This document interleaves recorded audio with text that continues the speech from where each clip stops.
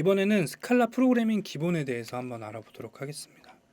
지금까지도 기본에 대해서는 알아봤지만 여기서는 조금 더 기본적으로 연산자 부분에 들어가서 설명을 한번 더 드릴게요. 다른 언어와 유사한 연산자 형식은 다른 언어와 크게 다르지 않아요. 여러분들이 콜론 여러 개 붙은 연산자 약간 혼란스러울 수도 있지만 사실 하스켈 같은 언어에서 있던 거고요.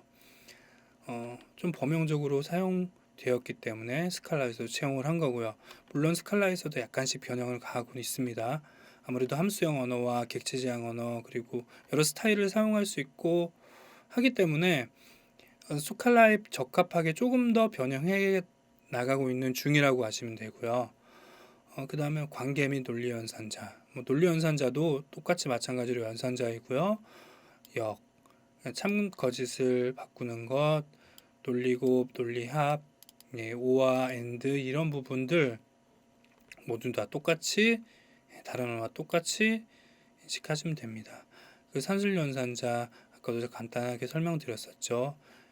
1이라는 객체에서 메소드를 호출하는 것처럼 함수를 호출하는 것처럼 파라미터로 피연산자를 넘길 수 있고요.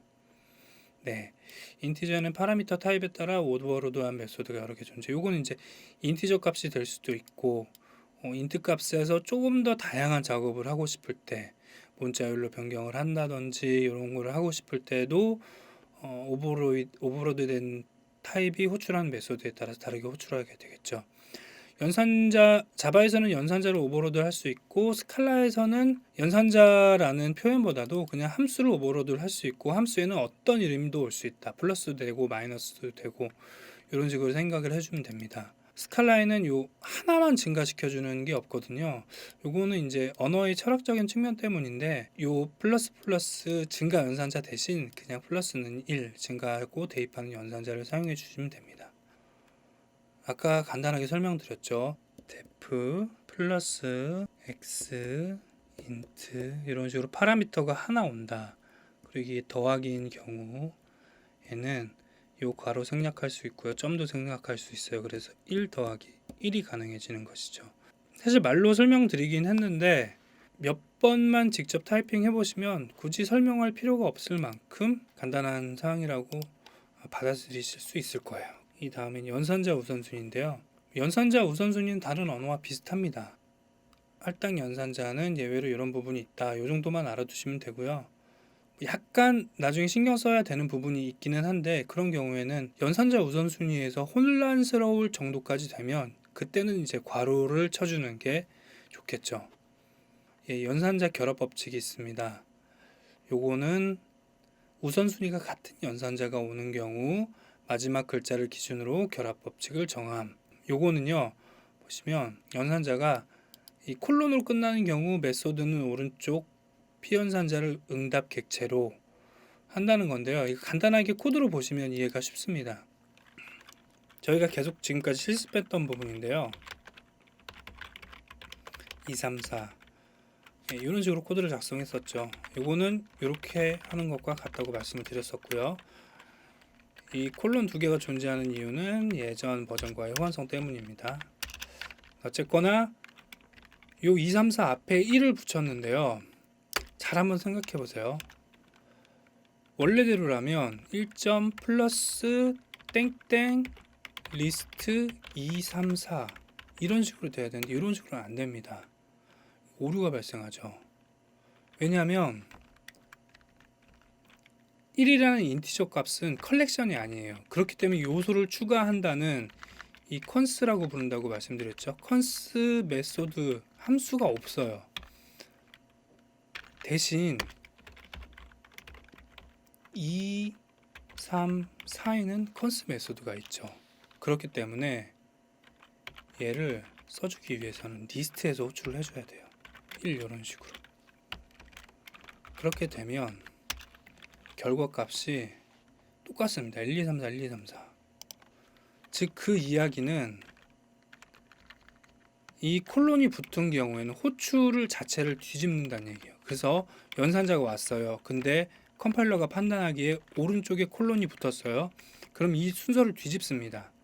뒤집는다는 것보다는 그냥 우측에서 왼쪽으로 호출한다고 보면 돼요.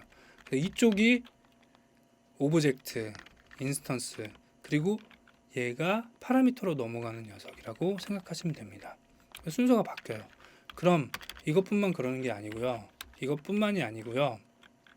리스트 1, 2, 3 아까 말씀드렸죠. 리스트 4, 5, 6 요것도요.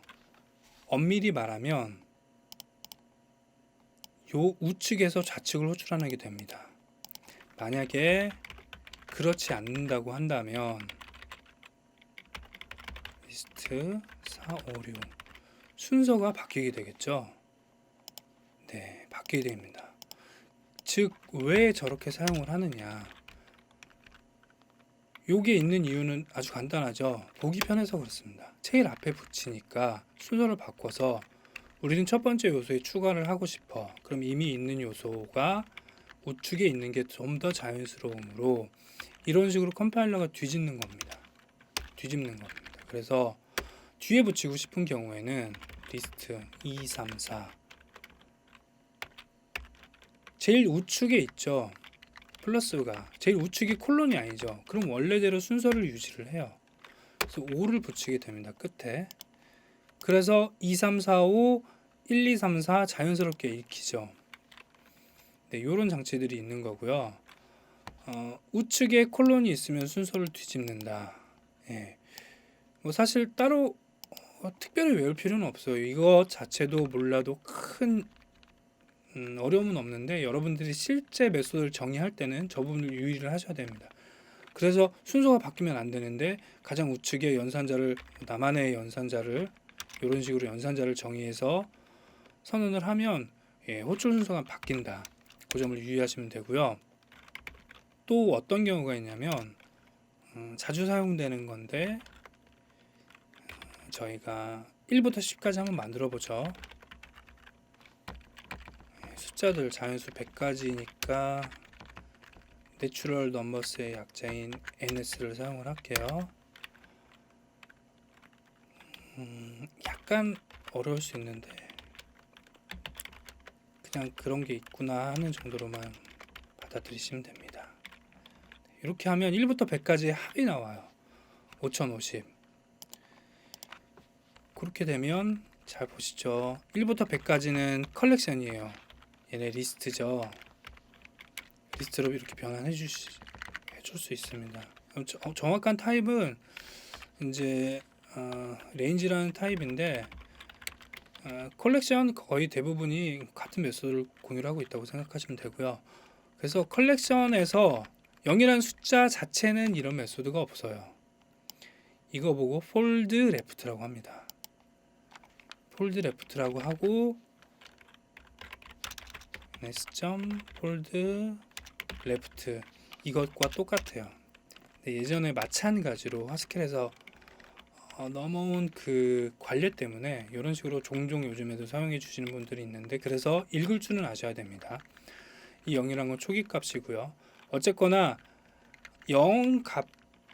0이라는 인티저 값에 이 폴드 레포트 메소드는 존재하지 않습니다. 폴드 레포트 메소드는 이 컬렉션 즉 순회할 수 있는 리스트에만 존재하는 메소드인데요.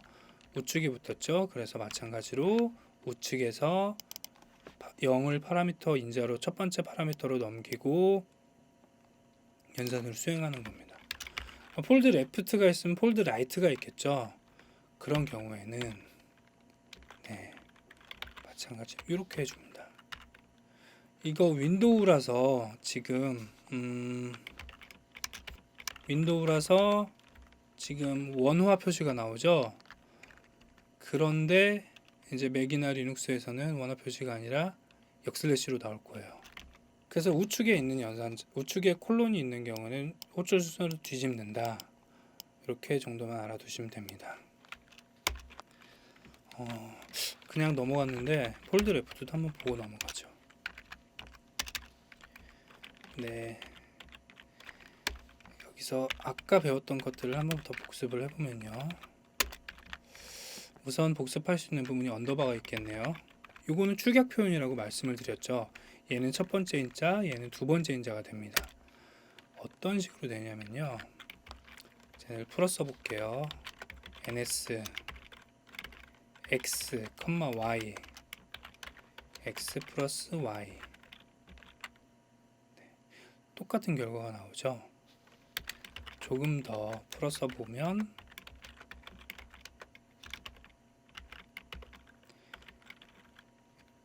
x, y의 타입은요 인티저, 그리고 x 플러스 y가 됩니다.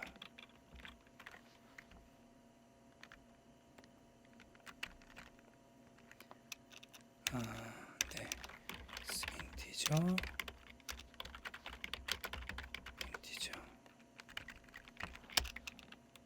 네, 이런 타입이 되고요.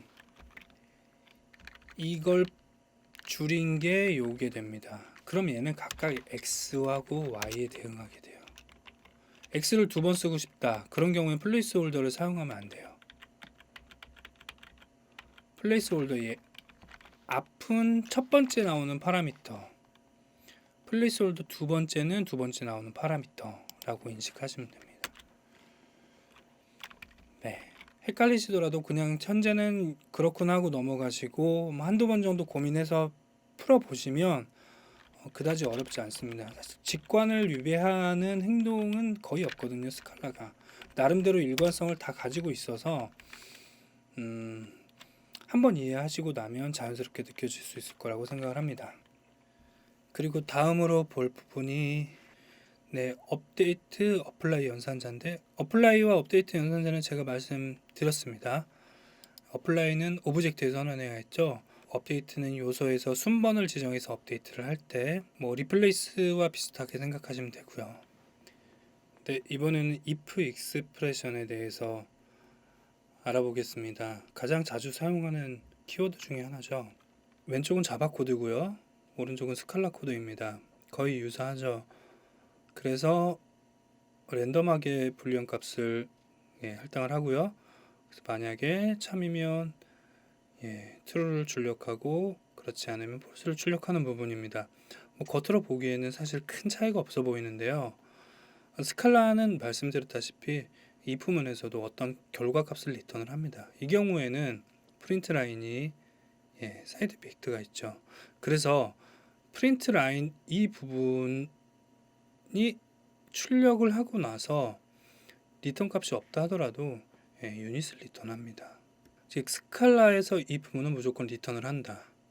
그래서 만약에 자바에서 어떤 값을 넣고 싶어요. s는 그렇게 되면 우선 널로 선언을 하고요. 그리고 s는 true 문자를 집어넣던지 s는 false 이런 형태로 사용을 하게 되겠죠.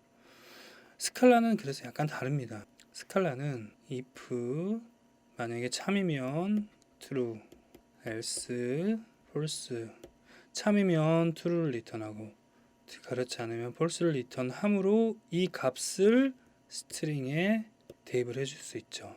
이 부분은 실습을 통해서 알아보도록 하고요. 자바에서 사막 연산자하고 비슷하다고 한번 말씀을 드렸는데요. 만약에 string my string 사막 연산자를 사용하면요 불리언 값 물음표 써주고 참이면 true 그렇지 않으면 false 이런 식으로 작성해 주는 것과 if는 유사합니다. 여기에 if가 앞에 들어가는 게 다르고요. 그리고 여기 대신 else가 들어가는 게 약간 다를 뿐이죠. 그래서 이해하시는데 크게 어려움은 없을 거라고 생각을 하고요. 한번 실습을 통해서 자세히 알아보도록 하겠습니다.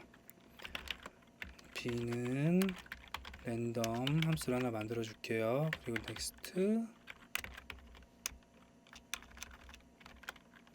랜덤 next 인티저 값 next 불리언 값을 넣어 주겠습니다. 그럼 랜덤하게 불리언 값이 나올 거고요. 만약에 b가 참이면 true 그렇지 않으면 false라는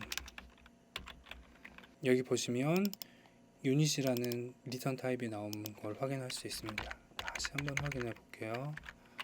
value result는 리절트를 보면 유닛입니다.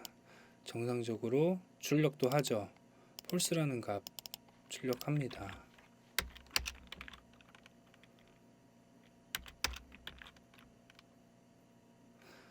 지금은 true가 나왔죠. 이밸류에이션을 한 번 더 해서 true가 나온 걸 확인할 수 있었고요. 그렇게 돼서 true를 출력을 했고요. 조금 더 세련되게 프린트 라인 부분이 중복되니까 약간 더 세련되게 바꿔보도록 하겠습니다. 프린트 라인 삭제해 주고요. true false, 그 다음에 프린트 라인 리소스 리절트 이런 식으로 해주면 약간 좀 더 깔끔해 보여요. 프린트 라인 중복을 없애줬고요. 그래서 한 줄이니까 좀 더 줄일 수 있겠죠. 한 줄로 가로를 생략할 수 있겠죠.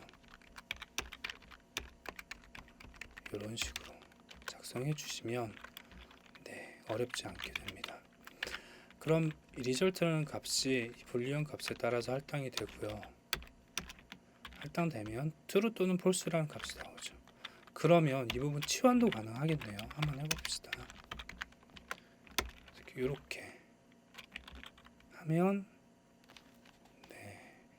여기 펼쳐볼게요.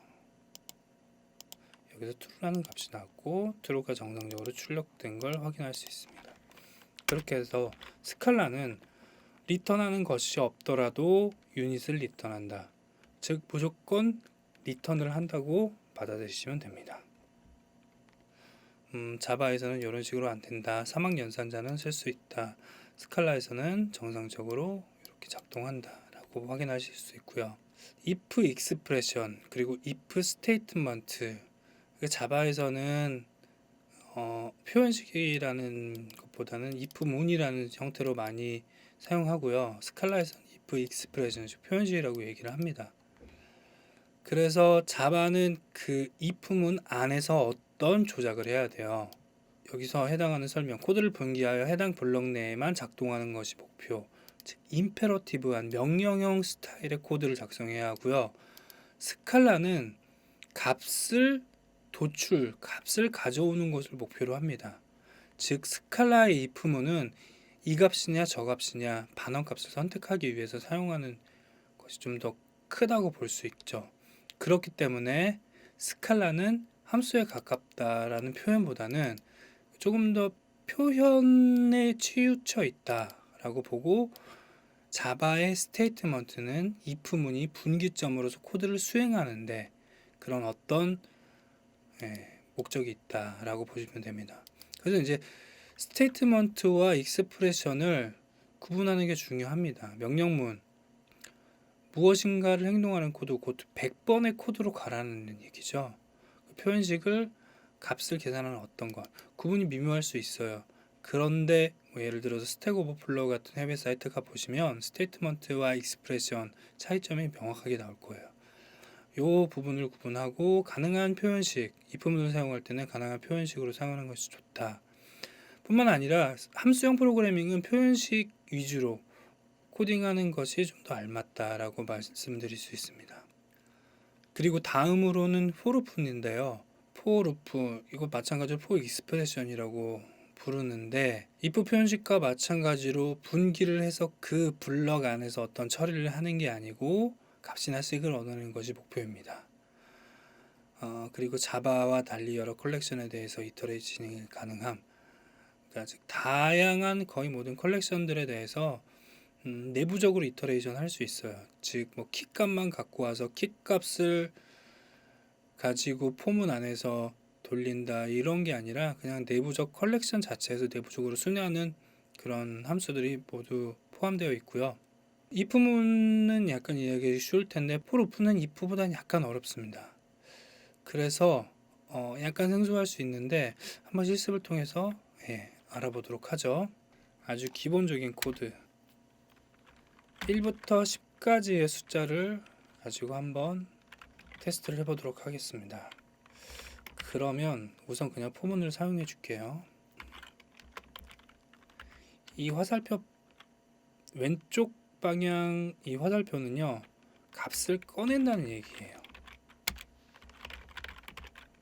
ns 이렇게 하면 순회하면서 1부터 10까지의 범위의 숫자들을 각각 출력을 합니다. 프린트 라인 했으니까 한 줄별로 출력이 되겠죠. 제가 출력을 잘못했네요. i를 출력해야겠죠. i에 할당해야 하니까. 그래서 펴보시면 각각 1부터 10까지를 출력하신 걸로 보게 됩니다. 말씀드렸다시피 아무것도 리턴하지 않겠죠. 프린트 라인은 그냥 유니트니까요. 그래서 리절트를 확인해 보면 유닛인 걸 확인할 수가 있습니다. 그럼 우리가 포문을 통해서 이걸 굳이 해줄 필요가 없어요. 사실은 그냥 ns 포이치 프린트 라인 이런 식으로 넘겨주면 알아서 각각 출력을 해주게 됩니다. 그래서 보시면 1, 2, 3, 4, 5, 6, 7, 8, 9, 10 자동적으로 출력해주게 되죠. 포문을 이런 용도는 잘 사용은 안 하고요. 이제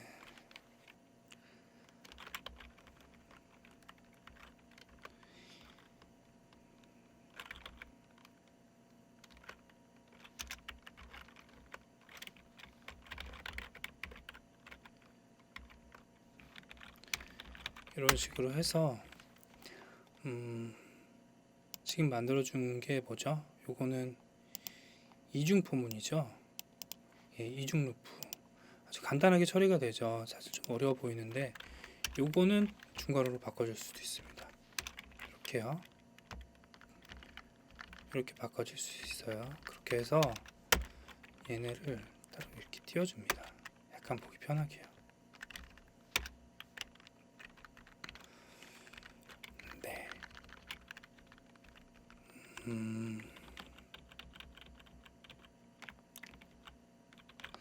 이렇게 해서 1부터 10까지 돌고 안쪽에 루프가 다 돌면 그 다음에 i 루프로 빠져나가고요. 보통 자바 같은 경우에는 포문 있고요. 이 안에서 포문 돌죠. 스칼라는 그렇지 않아요. 자바에서 이렇게 포문 예를 들어서 3개를 돌린다 그러면 뎁스가 계속 깊어지잖아요. 스칼라에서는 그냥 동등한 이 코드 들여쓰기 레벨에서 처리를 하게 됩니다. 보통 이런 식으로 처리를 하게 되고요. 그리고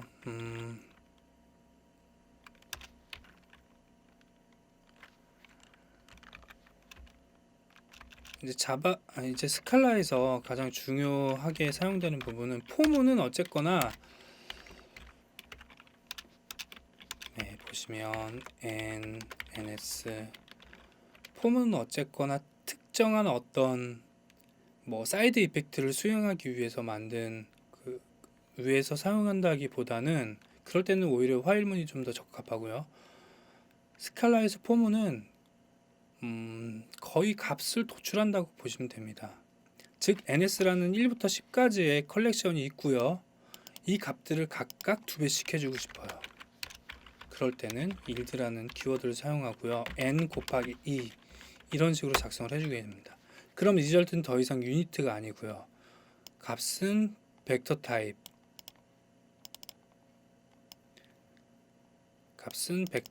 의 2부터 20까지 각각의 2배한 결과를 리턴하게 되겠죠. 아까 간단하게 보셨었죠.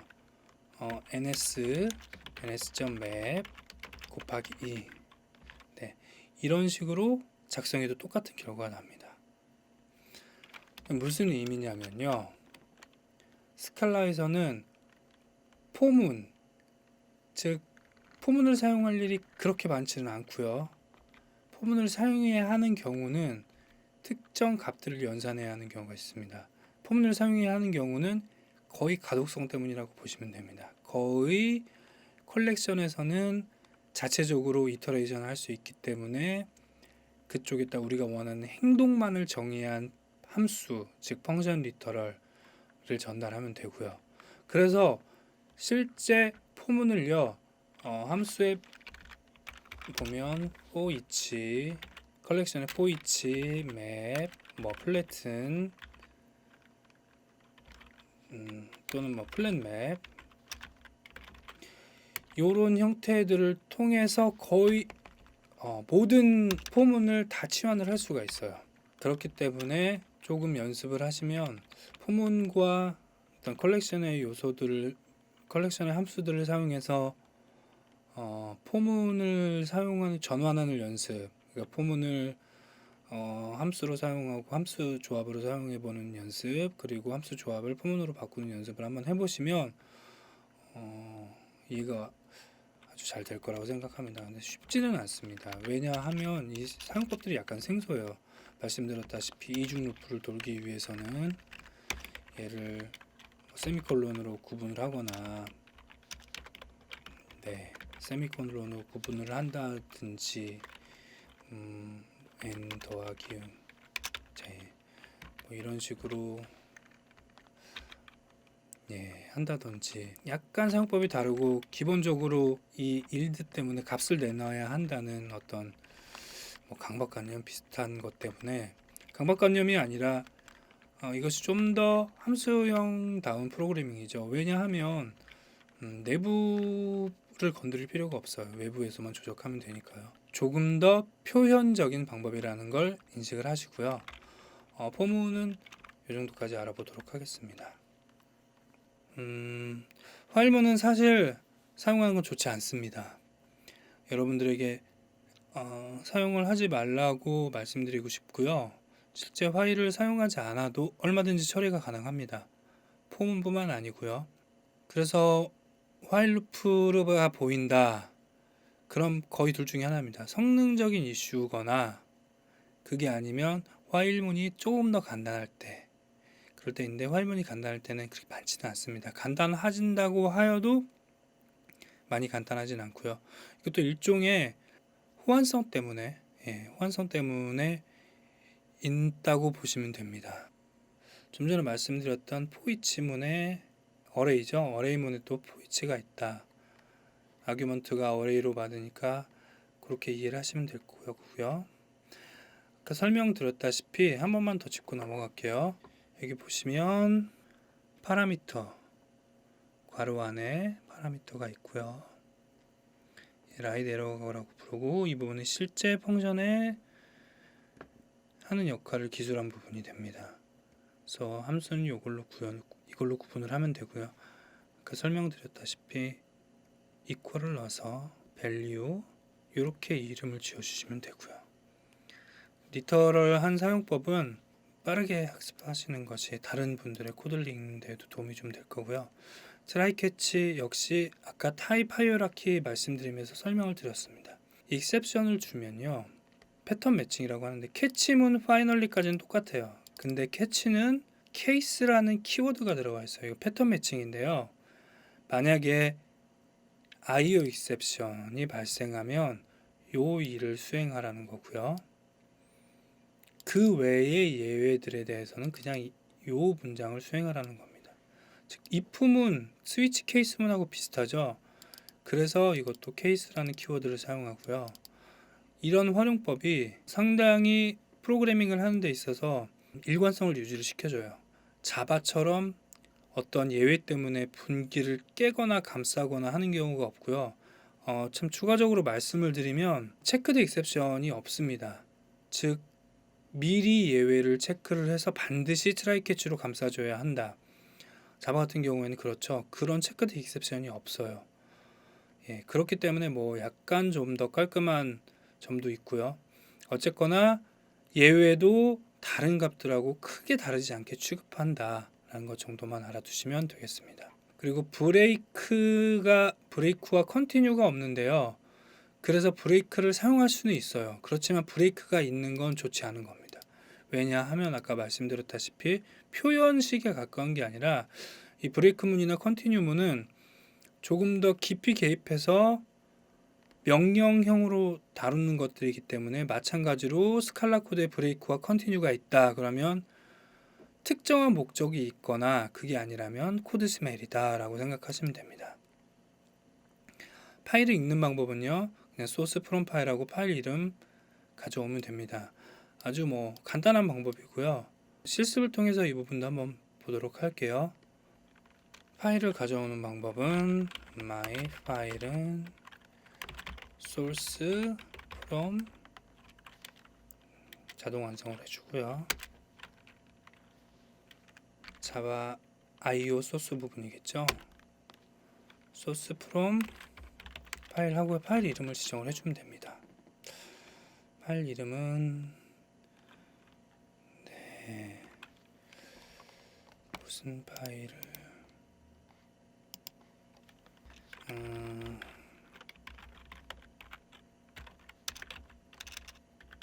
이걸로 해줄게요.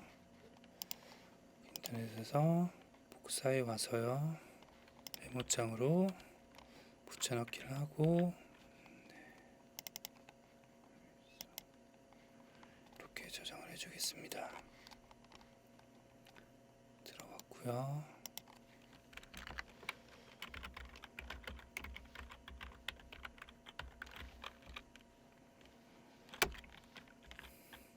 네, 파일을 찾을 수 없다고 나오네요.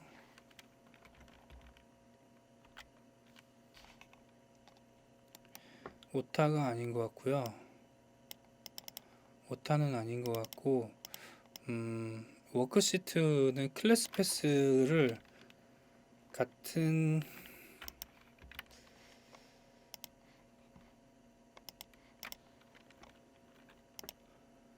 위치에 있어도 인식을 하지 못하네요. 그래서 이거는 메인 클래스로 들어가서 실습을 해보도록 하겠습니다.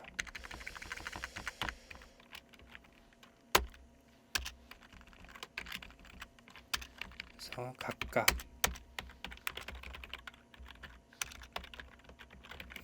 아까 설명드렸었죠. 마찬가지로 이게 어떤 타입이든지 간에 컬렉션임은 분명하죠. 캐릭터의 컬렉션, 스트링의 컬렉션임은 분명하니까 마찬가지로 포지치를 통해서 각각을 순화할 수 있습니다. 그렇게 돼서 실행을 해볼게요. 네, 그럼 정상적으로 이렇게 출력이 되는 걸 확인할 수 있습니다.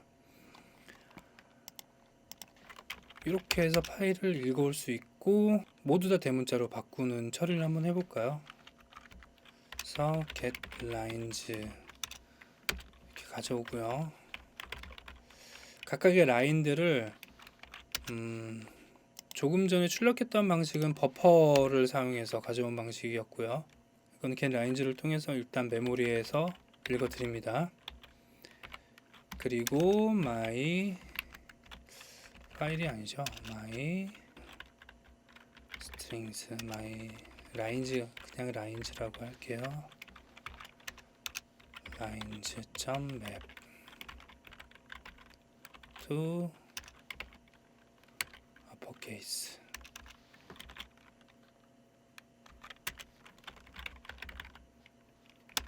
그리고 map 포이츠가 되겠죠.